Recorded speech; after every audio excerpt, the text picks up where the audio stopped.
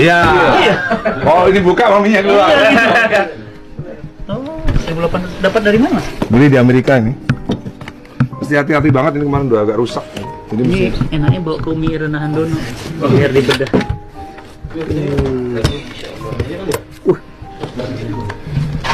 Jadi ini illustrated Bible. Jadi Bible-nya dari perjanjian lama ke perjanjian baru.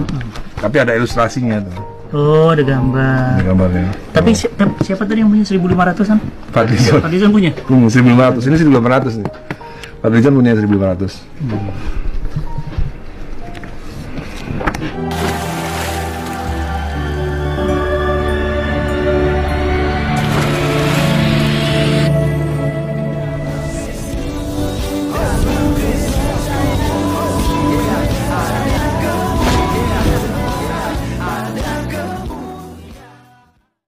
Bismil abi wal ibni wal rohil kudus ilahu wahid.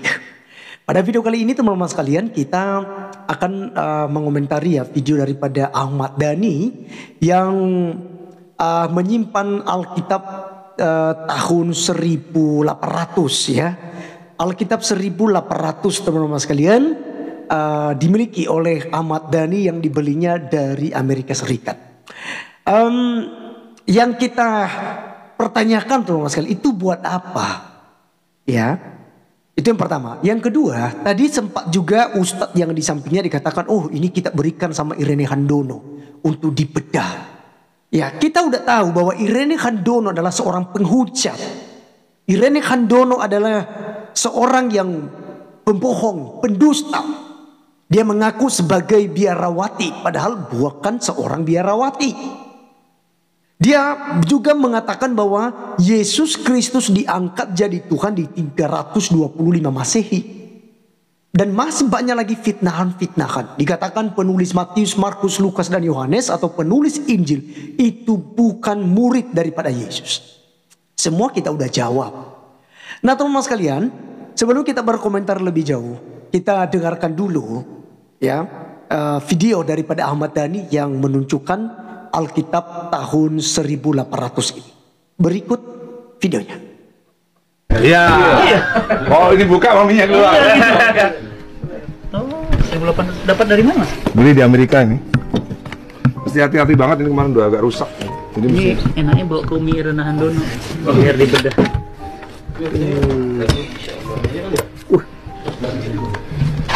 Jadi ini illustrated Bible. Jadi Bible-nya dari perjanjian lama ke perjanjian baru.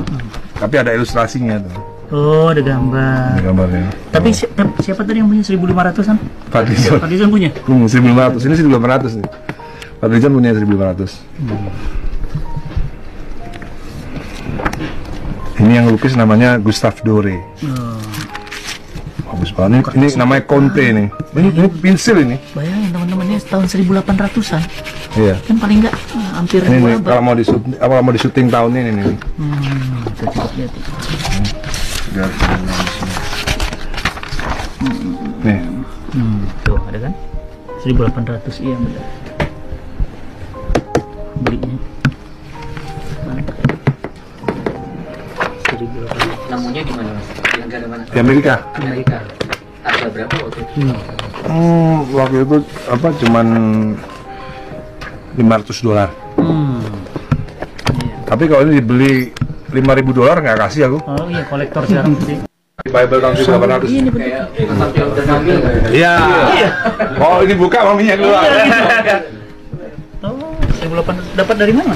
Beli di Amerika ini. Mesti hati-hati banget, ini kemarin udah agak rusak. Jadi Ini enaknya bawa ke Umi Renahan Dono biar dibedah. Oke, teman-teman sekalian, itulah yang kita sudah dengarkan bersama ya. Seperti yang kita bilang tadi teman-teman sekalian, ada dua hal yang kita pertanyakan di sini. Yang pertama, itu untuk apa? Yang pertama, apakah itu hanya untuk jadi koleksi-koleksi buku, atau mungkin Ahmad Dhani ini tertarik untuk mempelajari Alkitab, ya kan? Mempelajari tentang kebenaran-kebenaran. Karena ya tentu saja berbeda dengan kitab sucinya.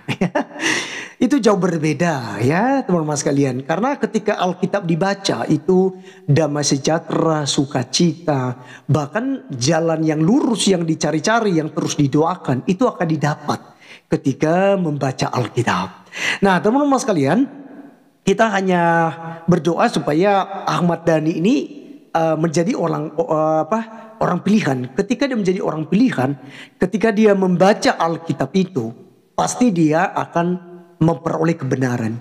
Dan ya, tinggal tunggu waktunya saja untuk selangkah menuju kepada kekristenan ya. Jadi itulah yang kita harapkan ya secara iman Kristen kita.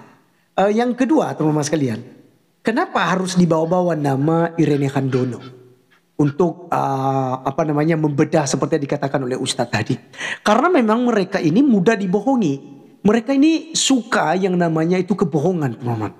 Ya, sehingga mereka sangat senang dengan Irene Handono begitu ya, yang mengaku sebagai biarawati. Padahal sama sekali tidak. Bahkan kajian-kajiannya itu semua hanya bersifat memutarbalikan ya kebenaran-kebenaran daripada Alkitab. Ya, tapi ya mereka yang kaum Kedar ini ya mudah percaya gitu dan termangu-mangu, bahkan senang ya, terlena ya dengan penjelasan-penjelasan Irene Handono. Nah, teman-teman sekalian, terkait tentang Alkitab, tahun berapa saja ada padamu, kalau kamu tidak menjadi orang pilihan, kamu tidak akan diselamatkan, kamu tidak akan menemukan kebenaran di dalamnya. Justru itu akan menjadi kutuk bagi Anda. Tapi ketika Anda menjadi seorang pilihan, pastinya Anda akan menemukan kebenaran di dalamnya. Ya, karena di dalam Alkitab Anda menemukan keselamatan. Anda menemukan jaminan hidup kekal.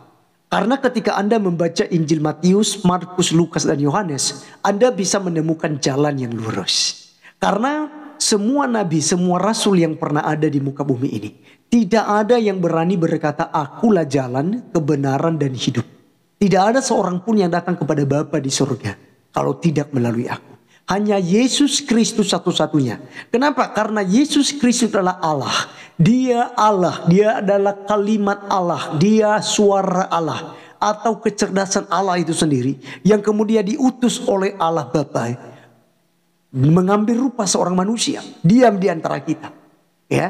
Dan kenapa Yesus disebut sebagai anak Allah? Karena memang dia berasal dari Allah, disebut sebagai anak manusia karena dia dilahirkan oleh manusia. Dan ingat teman-teman sekalian, Yesus Kristus adalah Allah yang sejati, yang sejak purbakala. Permulaannya sudah ada sejak purbakala. Bahkan dia selalu katakan bahwa sebelum Abraham ada, aku sudah ada. Ya, dan kemudian yang bisa mengampuni dosa itu hanyalah Allah. Tapi Yesus Kristus dalam Markus pasal 5 ayat 2, dia mengampuni dosa. Sehingga orang-orang Farisi ya mengatakan bahwa siapa dia? Dia menghujat Allah karena yang bisa mengampuni dosa itu hanyalah Allah. Nah, ketika Yesus mengklaim dan mengampuni dosa, itu artinya dia sedang memperkenalkan bahwa dia adalah Allah itu sendiri. Kemudian dia juga adalah Allah yang menyelamatkan umatnya. Ya, dia yang berinisiatif sendiri sesuai dengan janjinya. Ya, di dalam Yohanes 3:16, karena begitu besar kasih Allah akan dunia ini, sehingga ia telah mengaruniakan anaknya yang tunggal, supaya setiap orang yang percaya kepadanya tidak binasa, melainkan beroleh hidup yang kekal. Jadi barang siapa yang percaya pada Tuhan Yesus Kristus akan memperoleh hidup kekal. Nah, jadi kalau Ahmad Dhani memiliki Alkitab tapi tidak menjadi orang pilihan, maka dia tidak akan diselamatkan. Tapi jika dia adalah orang pilihan dan mau belajar dengan sungguh-sungguh, bukan mencari-cari kesalahan, bukan mencoba mencari-cari kelemahan daripada Alkitab, maka percayalah bahwa Ahmad Dhani suatu ketika dia akan dijamah oleh Roh Kudus dan dia akan menjadi pengikut Tuhan Yesus. Ya, amin teman-teman sekalian ya. Kemudian untuk Ustadz tadi yang katanya kita mau bedah, kita kasih ke Irene Handono. Saya mau katakan satu hal buat Anda. Kalau Anda mau belajar tentang kekristenan, jangan belajar kepada para pejilat, para penyesat. Yaitu Irene Handono, Bangun Samudra, Ahmad Kainama, Ustadz Nababan, ya, dan masih banyak lagi. Ya, ustadz-ustadz yang mengaku sebagai berjabatan tinggi di kekristenan sebelumnya. Karena mereka semua hanya mencari keuntungan di dalam agama Islam. Jadi orang-orang yang saya sebutkan tadi itu saya berani untuk mempertanggungjawabkan itu. Ya jika memang berani, mari kita berdiskusi.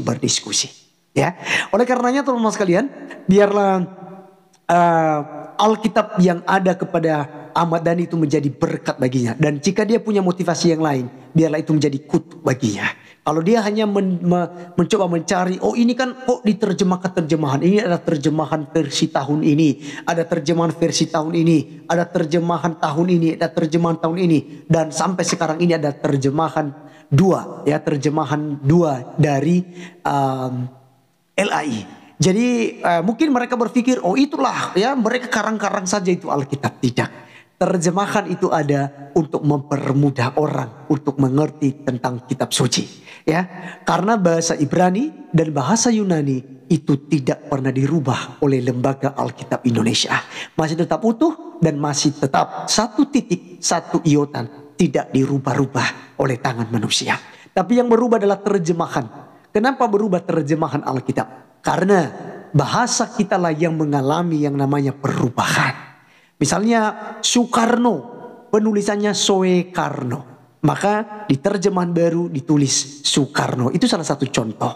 Ya, itu salah satu contoh. Dan masih banyak lagi hal-hal atau kalimat-kalimat dan kata-kata yang memang sudah tidak lagi dimengerti oleh anak-anak atau generasi milenial. Sehingga memang Alkitab harus direvisi ke bahasa modern. Sehingga mudah dipahami, mudah dimengerti, sehingga dapat dilakukan dalam kehidupan sehari-hari. Baik teman-teman sekalian, sekian video kali ini. Sampai ketemu di video berikutnya. Tuhan Yesus memberkati. Salam.